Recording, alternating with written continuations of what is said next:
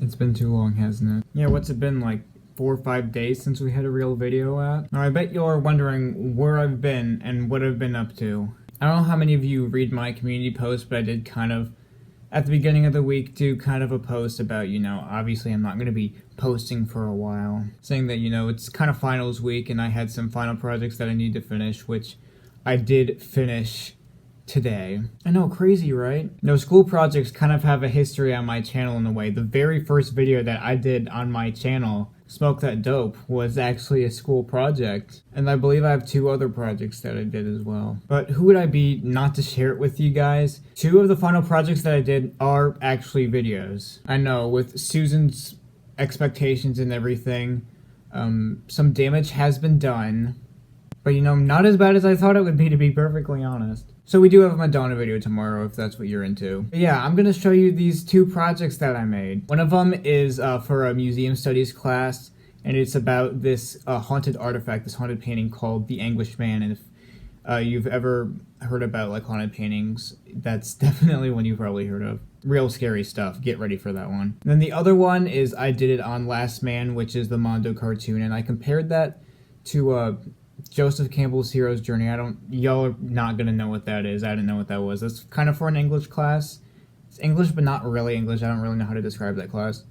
I'm a little worried about that being copyrighted, so I'll let you know if that's not on. But yeah, thank you guys for being so patient. It's really not over for me in a way. I'm really not done until next Thursday. I still got like plays to perform, concerts I gotta be in. But at least I'm gonna have time to at least get some videos out until then. So yeah, I hope you guys enjoy. Here are 2 of the videos that I made for my college classes. The Anguished Man is said to be one of the most haunted paintings in the world. The artist of the painting is still unknown to this day, but legend has it that the artist mixed their own blood into the oil paints and committed suicide moments after the painting's completion. That suggested origin of the Anguished Man was told by the grandmother of Sean Robinson of Cumbria, England, who had the painting given to him after her death. Robinson has been in possession of the painting since 2009 and says he will probably continue to own the supposedly cursed piece of art.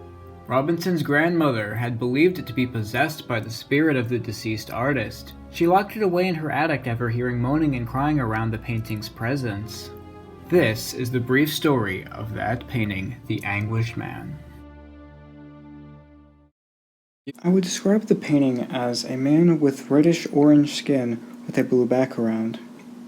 The eyes on the man are 2 black, soulless holes. The expression on his face infers that he might be in pain, physically or mentally. Fear of Sean Robinson's possession of the Anguished Man, he kept it in the basement of his house and out of sight since his wife did not want to see it.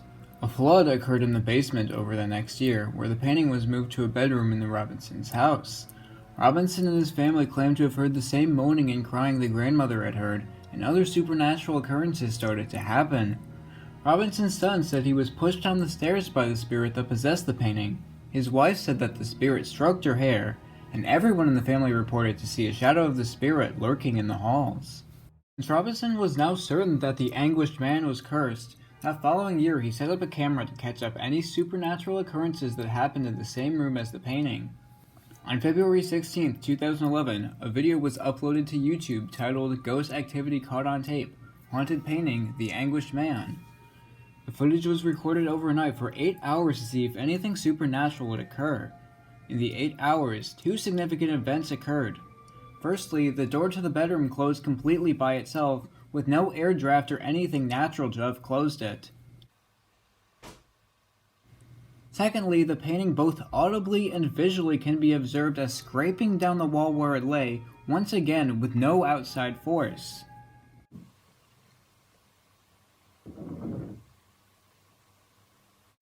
Again, on May 17, 2011, Robinson uploaded another video titled The Anguished Man, Shocking New Ghost Footage with EVP. In the video, you can hear the moaning. Right towards the end, a shadowy white figure moves across the camera. The painting reached the height of its investigation in 2017, where an independent team called the Sedlican Paranormal Investigators observed the painting in the dark. Work with me now, join me now. The similar moaning often heard from the painting's presence can be heard. Yeah, it's like moving in and out like. Many independent painters have created replicas of the painting, but only the original has been reported to be haunted. What does the future hold for this strange object? Sean Robinson has no plans of giving it away, selling it, or destroying it, so who knows?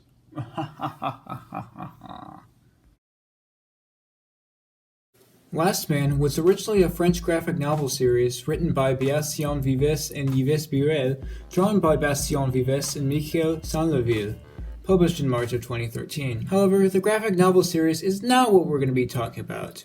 What we'll be talking about is the 2016 animated adult cartoon series, also titled Lastman, which is said to be a prequel to the graphic novels. The series was proposed and produced by Léon Dirude, who had previously brought another French graphic novel series into the world of animation, titled Miraculous Ladybug. Yes, the same person who produced this also produced this. Today, Lastman can be watched on VRV through the Mondo channel or on Netflix France. Since the late 2010s, Lastman has become kind of a lost series, but it is said to have a second series in production as of November in 2016. Joseph Campbell was an American 20th century legend in the field of literature. He was a professor of literature at Sarah Lawrence College and the author of several books, most famously The Hero with 1,000 Faces. He also broke down the build of storytelling in a concept called the hero's journey, or Joseph Campbell's Monmouth, a 17-stage layout which has inspired many stories in popular culture, most notably the Star Wars saga, which creator George Lucas even called Campbell an inspiration. Now, what does that have to do with Lastman? Even if not directly inspired by Joseph Campbell's hero's journey, Lastman is in fact a hero's journey. The 26-episode series can be broken down to fit into the Monmouth, to tell the story of how Richard Aldana becomes a hero.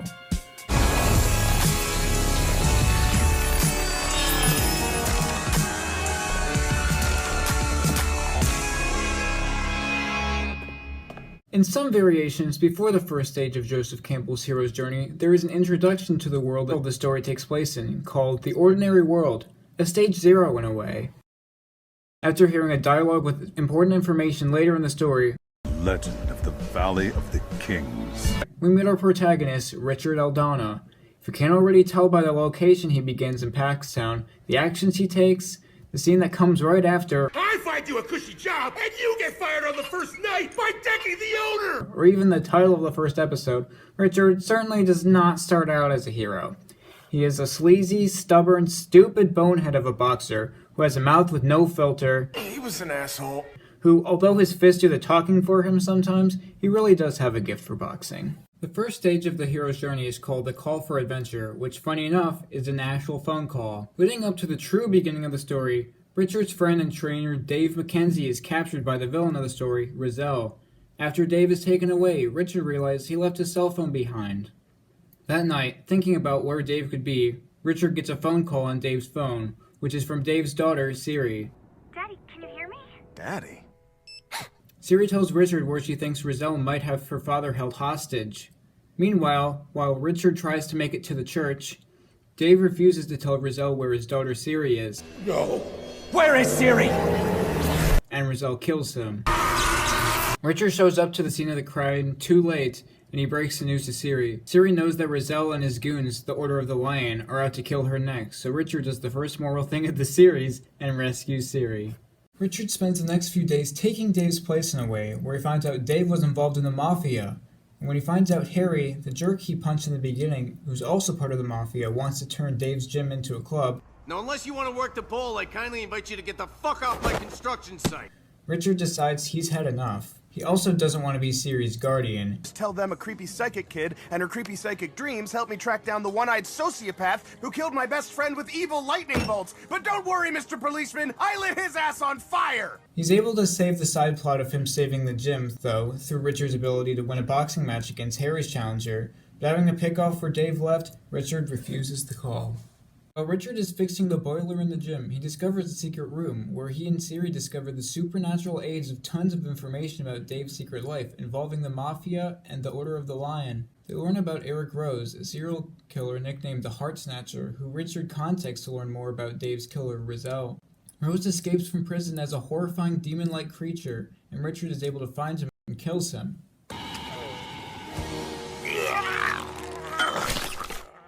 Siri is badly injured after the encounter with Eric Rose and has to go to the hospital. The doctor has no idea what's wrong with Siri and charges Richard $6,000, which he doesn't have. Put that on my bill, too. Asshole. A man named Howard Mackenzie comes and makes Siri's heart beat again. Howard reveals himself to be Dave's brother, and throughout the day tells Richard and Siri everything they need to know to cross the first threshold. Howard talks about the existence of Wrens, the terrifying demonic creature that Eric Rose was one to be possessed by, and that the heart of a Wren is what is needed to make the serum to control Siri's symptoms. When Richard is in the art gallery to get $6,000 from the Mafia, Howard informs Richard that in the basement of the museum is the cup of the Valley of the Kings, which can cure Siri. It's the cup from the Valley of the Kings.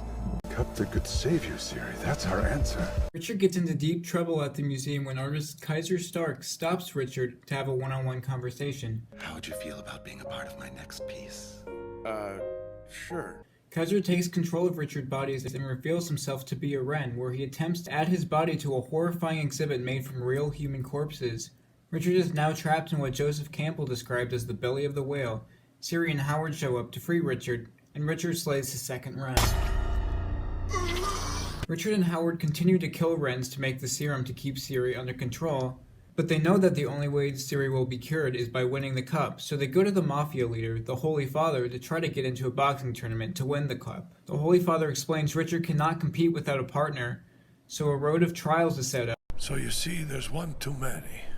So you're all gonna head up into my special ring and come up with an even number. Where Richard and two other boxers are set on a platform stories high, and the last two standing will be a team for the tournament. Richard knocks one of them off and he falls to his death. And Richard Aldana meets his new partner, Duke Diamond. Richard. Duke. Before Richard's first match, he had what Joseph Campbell referred to as the meeting with the goddess. The ring girl stops by Richard's room and wishes him good luck.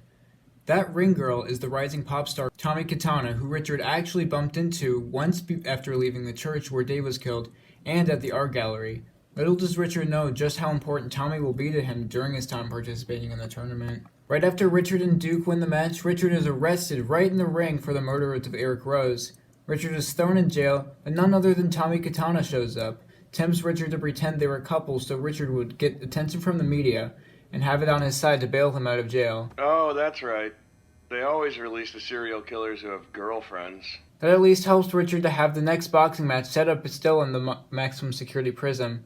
But having that sort of media attention from his fake relationship with Tommy will have consequences. Richard and Duke have their next match in the prison, and Richard has what Campbell called the atonement with the father. That father in this case is Adolf White, Richard's competitor, because whether or not Richard can defeat White results in whether he can win the cup, the most important thing for Richard to achieve. Richard might have made it to the semifinals, but he experiences apostasis when he finds out the truth about Siri. Richard watches Siri transform, and Howard's explanation is that That's what happens when a Wren kills another Wren. revealing that Siri is actually a Wren. Not only is Siri's possession a Wren, it's the most powerful of them all, Coram. Richard only continues to die inside when he loses his relationship with Tommy because the media reported him to be a cheater, sex addict, pedophile. Maybe prison didn't teach Aldana anything. Richard has too much on his mind to want to fight to get to the finals. Howard uses his knowledge of the Wrens to his advantage to find a way for Richard to win without even fighting. Howard kidnaps a Wren named Prezik, who has the power to bless or curse objects through physical touch. He forces him to bless Richard's glove, so that when he wears it during the semifinals, he wins no matter what. This happens by the scoreboard, and it falls and kills Richard's opponent. Wasn't me. Richard and Duke advance by default and achieve the ultimate boon of making it to the finals. The finals will be the most difficult as Howard reveals to Richard that he will be going up against Gemini Cross, who is possessed by a Wren. Gemini has the power to take total control of a person's body just by touching them. Richard knows going up against Gemini could even kill him. I will kill you. But he refuses to return because he knows if he wins the cup, it could help cure Siri. At the finals, or what Campbell would call the magical fight, Duke takes down Gemini's partner with ease, but when he goes up against Gemini, his Wren powers take him to defect. Gemini now has power over Duke's body, and Richard knows that if Duke doesn't tag him in, he'll get killed. Gemini also takes control of Richard's body, and it feels as though all hope is lost. During timeout, Richard eats rat poison because if Gemini attaches to him, he will be the one to get poisoned.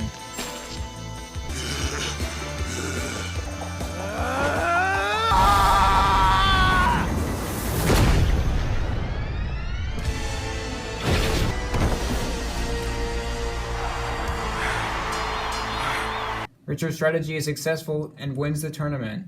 As soon as Richard takes hold of the cup, he has a vision of a place with houses on the side of a cliff, and that cave farther into the desert. Howard knows exactly where he needs to go with Richard and Siri.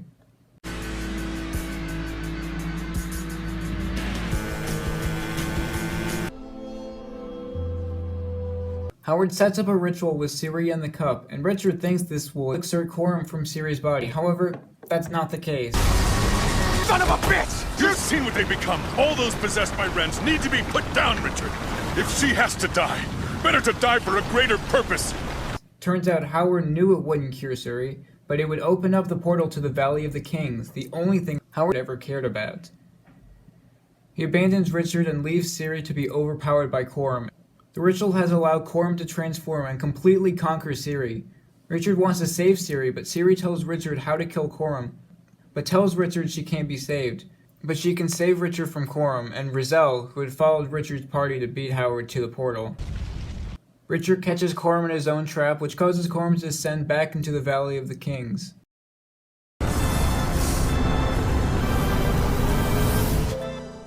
Richard finds out Howard had betrayed him and lost Siri too, but Richard had saved the world from the wickedest of the Wrens. In the end, he still keeps his friendship with Duke, and Tommy comes back as well. Then the post-credit, Quorum didn't actually kill Siri. Although badly injured, Siri is free from Quorum and is found alive by two men in the Valley of the Kings. Richard really did save Siri. Richard Aldana is a hero.